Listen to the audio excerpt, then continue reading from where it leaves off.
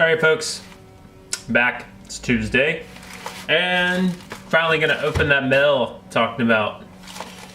Yeah, and today I really need to make it count because tomorrow through Saturday, Kate and I are gonna be in Denver for her job, and I don't really know what I'm gonna do yet, so I'll figure it out.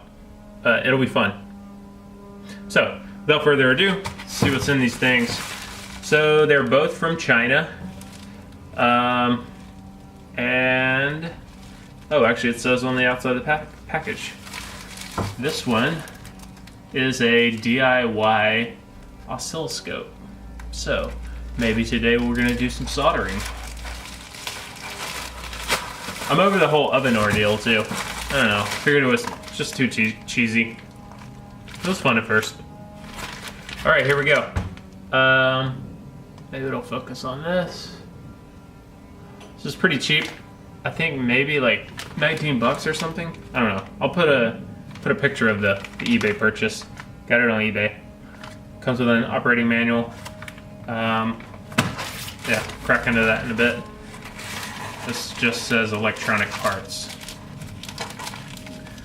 And I don't remember exactly what it is.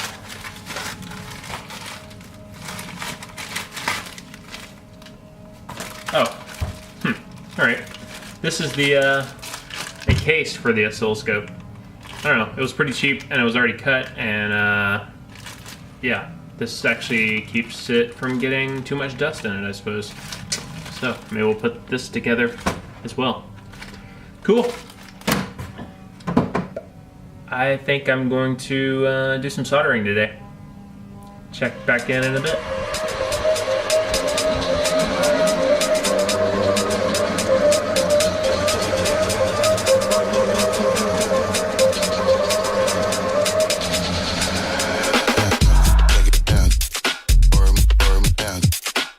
So now I need to mark this so that I know how much to cut off.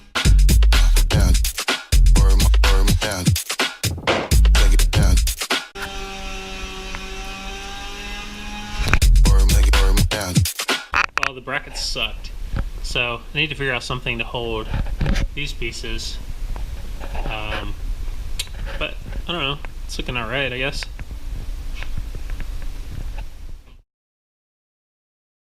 Ended up grabbing a couple of these brackets for the to hold the legs. I think they're gonna work better.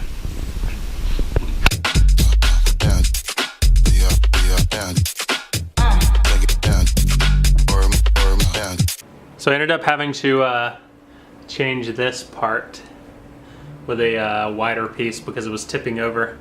So I just used a couple of L brackets there and more scrap wood. And then some clamps. So I think this is, I mean, the inspiration here was from Casey Neistat and his setup. And then, yeah, just kind of like used some scrap wood to configure it to my application here, or my workbench. But I think this is gonna work out pretty good. I might end up getting different clamps though. I don't know if those are gonna hold. And then I have this that I picked up to mount the camera on, and I'm just gonna screw it directly into this. So let's see how this works. So I figured out a better system than the tripod mount.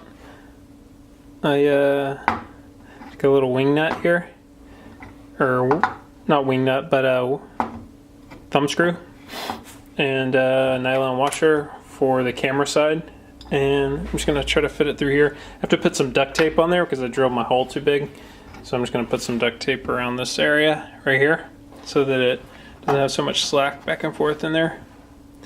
Not a perfect solution, but whatever, it'll work. Anyway, this is a lot longer, so it'll fit through like that, and then connect to the camera. And then the washers will go on the other side, of course.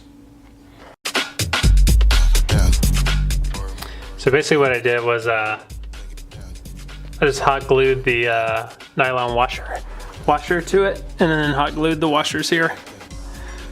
And it seems to be working pretty good.